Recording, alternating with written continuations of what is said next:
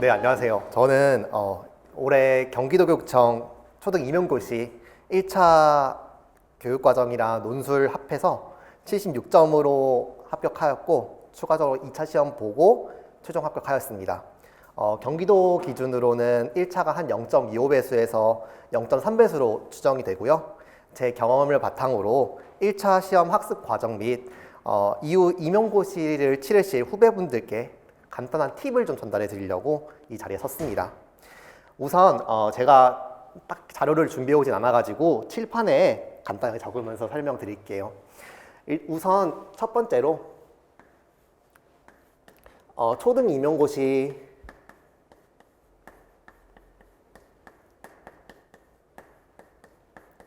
시험 범위입니다.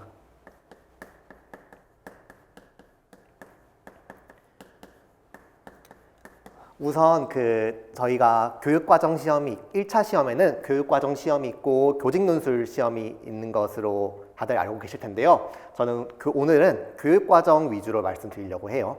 자, 그래서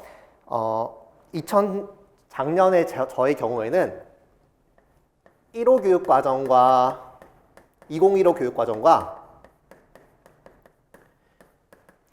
22 교육과정이 결합된 형태로 시험이 나왔었습니다. 1호 교육과정 같은 경우에는 저희는 5, 6학년만 포함이 되었고 2 교육과정은 1, 2, 3, 4학년이었어요. 그래서 여러분들은 사실 이 1호 교육과정을 앞으로는 공부하실 필요 없이 2 교육과정으로 1, 2, 3, 4, 5, 6학년으로 공부하시면 됩니다. 올해 이렇게 바뀌었어요. 그래서 여러분들은 앞으로 교육과정이 어떻게 변할지에 대해서 유념을 살펴보시면서 학습을 하시면 되겠습니다. 1차 교육과정 시험은 크게 교육과정 문서 1번 교육과정 문서와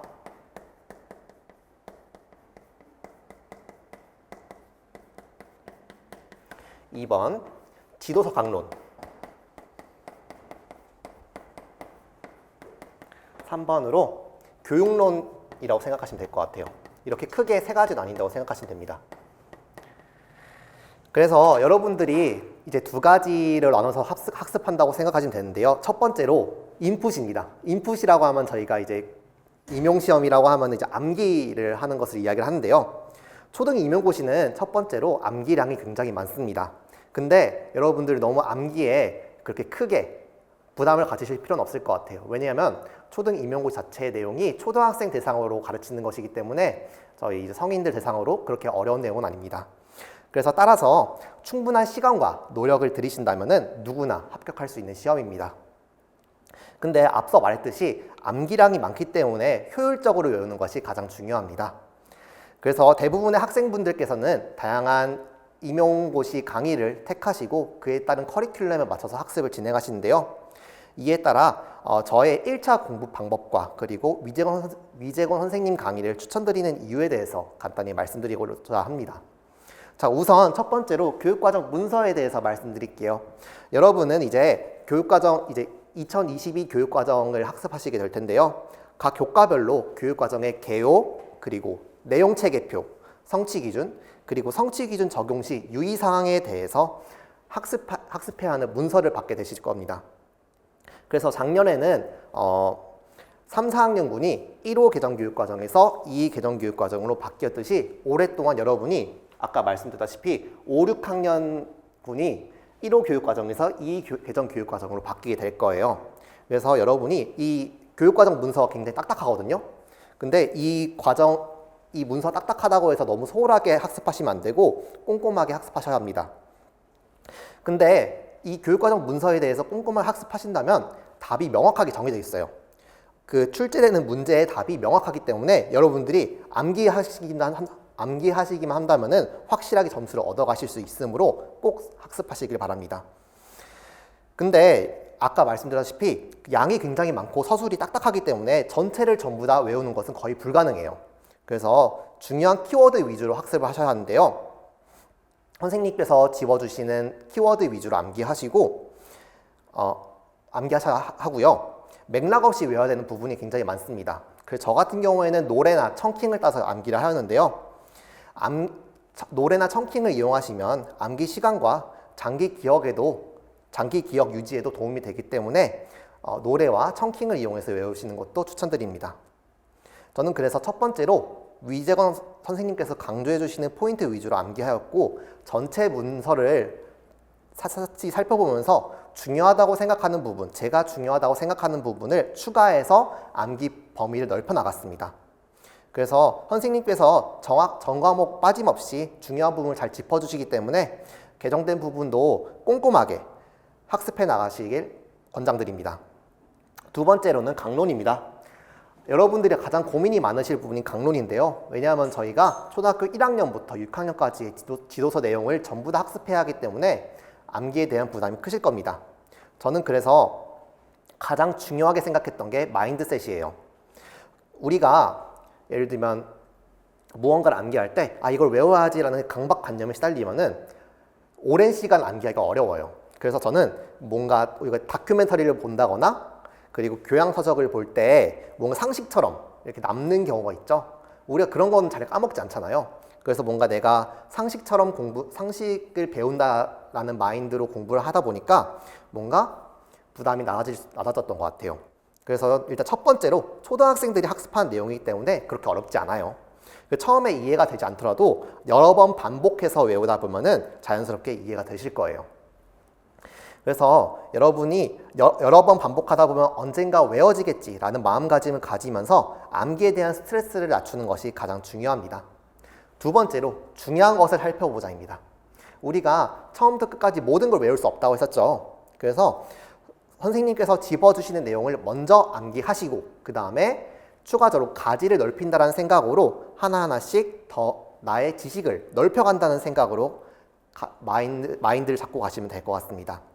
선생님께서는 우리가 중요한 내용을 먼저 주제별로 정리해 주시기 때문에 교과별 연계를 생각하시면서 한 번에 외운다는 강박관념을 벗어나시고 가볍게 여러 번 학습하시는 것을 추천드립니다. 자, 그래서 여러분이 이제 앞으로 5, 6학년 지도서가 들어올 거예요. 근데 다른 강의와 다르게 위전 선생님께서는 5, 6학년 이 개정 교육과정 동안 깊게 다뤄주시거든요. 그래서 뭔가 내가 안 보고 가는 내용이 있다라는 그런 단점이 극복할 수 있는 수업이었습니다. 그래서 여러분도 선생님께서 강조하시는 포인트들을 위주로 학습하시고 많은 점수를 강론에서 따가시는 것을 저는 권장드립니다. 자, 세 번째로는 교육론입니다. 자, 아까는 교육과정 문서 그리고 지도서 강론인데 또 교육론이라는 게 또 있죠. 교육론은 뭐냐면은 간단히 말씀드리면 이제 학자랑 모형을 이야기합니다. 학자는 이제 교육과 관련된 다양한 학자들이 제시한 이론들이에요. 근데 처음에는 되게 이게 무슨 얘기야 하는 생각이 들 수 있어요.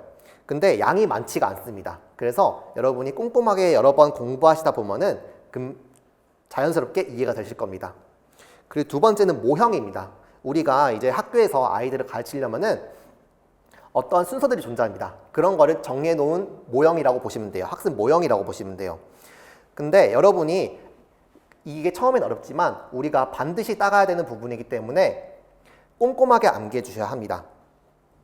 그래서 각 과목별로 중요도가 다르기 때문에 선생님께서 중요하다고 짚어주시는 부분 위주로 암기하시고 이것 또한 강론처럼 범위를 넓혀가시면 됩니다. 하지만 다른 두 문서나 지도서 강론과 다르게 깊이 있는 이해를 요구합니다.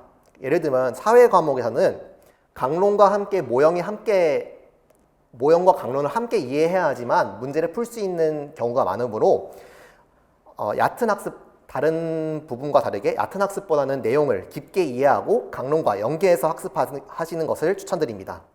또 저만의 팁을 드리자면은 내용을 구조화해서 빠르게 내용을 떠올리고 그리고 문제에서 요구하는 방향을 정확하게 파악할 수 있도록 하는 것을 추천드리는데요. 예를 들면 마인드노드 앱을 활용해서 여러분들이 학습하실 때 도움이 되셨으면 좋겠습니다. 자, 그리고 세 번째로 이제는 제가 인풋에 관한 이야기를 해드렸어요. 인풋은 아까 말씀드렸다시피 암기랑 관련되어 있는 거예요. 암기. 근데 이제 여러분이 초등 임용고시는 서술형이랑 단답형으로 이루어져 있는 걸 아시나요? 그래서 이제 여러분이 암기한 내용을 올바르게 적는 연습도 하셔야 됩니다. 그래서 우리가 초등 임용에서는 아웃풋이라고 부르는데요. 우리가 답을 서술형으로 적어야 하기 때문에 정확하게 이렇게 적는 연습이 필요합니다. 그래서 아웃풋을 언제 시작해야 하는지에 대한 고민이 가장 크실 것 같아요. 왜냐하면 저도 처음에 공부를 시작할 때 뭔가 외운 것도 없는데 답을 쓰려고 하니까 막막했었거든요. 그래서 여러분들에게 언제 아웃풋을 시작하는 걸 권장드리냐면 그냥 처음부터 하시는 것을 권장드립니다. 왜냐하면 어떻게 쓸지 잘 모르겠더라도 인풋한 내용과 관련된 기출문제를 풀어보면서 답안과 비교해보는 과정이 필요합니다. 그 과정에서 내가 어떻게 암기를 해야 하는지, 그리고 내가 쓰지 못한 키워드가 무엇인지 꼼꼼하게 체크할 수 있는 기회가 될 수 있어요. 그래서 처음에는 당연히 정답과는 거리가 있는 답안을 쓰시기도 할 거고 수많은 시행착오를 겪게 되실 겁니다. 그래서 아웃풋보다는 인풋을 더 중요하게 생각하는 거 아닌가라는 조금 유혹에 다가올 수 있는데요. 하지만 우리가 아까 처음에 얘기했다시피 인풋에는 끝이 없어요. 그래서 여러분이 인풋에만 집중하면은 결국에는 시험 전까지 외우다만 들어가는 결과를 맞이하시게 될 겁니다. 그래서 아웃풋과 인풋의 밸런스를 적절히 하시면서 공부의 방향성을 잡아가시길 바랍니다. 결국 아무리 많이 외우더라도 내가 답안의 키워드를 정확하게 작성하는 연습이 중요함을 항상 학습하시는 와중에 마음속에 담아두시길 추천드립니다. 저는 위재현 선생님 강의에서 아웃풋 연습 부분에서 가장 빛을 발한다고 생각하는데요. 첫 번째로 족보 뽀개기 강의입니다. 위재건 선생님의 족보 뽀개기 강의는 각 주제별로 개념을 정리해 주시고 그와 관련된 문제를 제시해 줍니다. 저희가 시험 준비 중후반 시기에는 문제가 부족해짐에 따라서 내가 바르게 암기했는지 확인할 수 있는 기회가 부족해지는데요.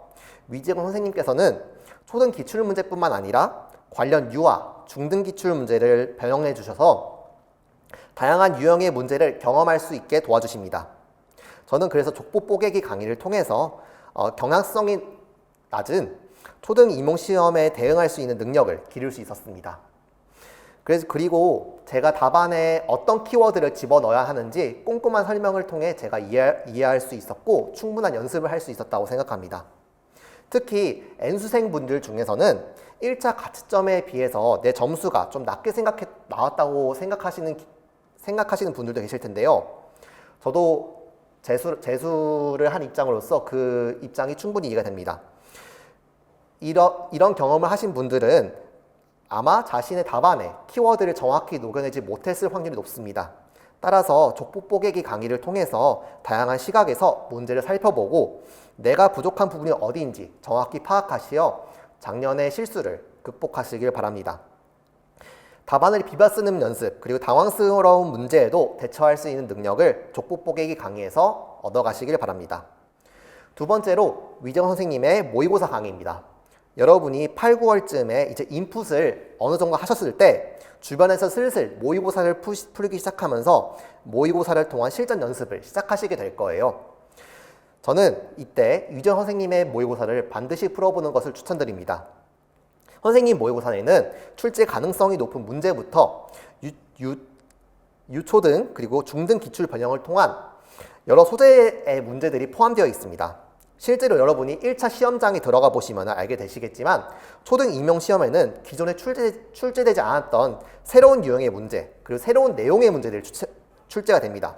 따라서 여러분이 처음 보는 문제라고 하더라도 그리고 당황스러운 문제여도 아는 내용을 바탕으로 답을 써내는 연습이 필요하십니다. 우리가 이것을 비벼쓰기라고 표현하기도 하는데요. 선생님의 모의고사를 실제 시험 환경과 비슷하게 놓으시고 선생님의 해설 강의를 들으시면서 자신의 부족했던 이해를 보완하시고 답안을 깔끔하고 명료하게 쓰시는 연습을 하시길 바랍니다. 이번 시험에서 저도 선생님 모의고사를 풀어보면서 선생님께서 여러 번 강조하시는 문제 부분들이 출제된 것을 보고 수월하게 문제를 풀 수 있었습니다. 예를 들어 이번 체육 교과에서 기본 움직임이나 국어에서 기초 문식성, 그리고 수학에서 수화 연산 파트 부분에서 선생님이 여러 번 강조하셨던 부분이 그대로 출제가 되어서 제가 시간을 단축하고 그리고 난이도가 높은 글을 바탕으로 난이도가 높은 문항에 시간을 투자할 수 있었습니다. 다시 한번 강력하게 추천드립니다. 이제 제가 인풋과 아웃풋을 위주로 설명을 드렸는데요. 마지막으로 제가 전달해드리고 싶은 말씀은 초등 임용시험은 긴 시간 레이스입니다. 그래서 여러분이 마음이 충분히 급하시고 빠르게 모든 것을 외우고 싶어하는 욕구가 있음을 저도 이해하고 있습니다. 하지만 초반부에 너무 달리셔서 후반부에 지치지 마시고 꾸준하고 마음 편하게 끝까지 완주하신다는 마인드로 학습을 이어나가신다면 반드시 합격하실 수 있을 것입니다. 여러분의 앞으로의 교직에 대한 여정을 응원하도록 하겠습니다. 이상 합격수기 마치도록 하겠습니다. 감사합니다.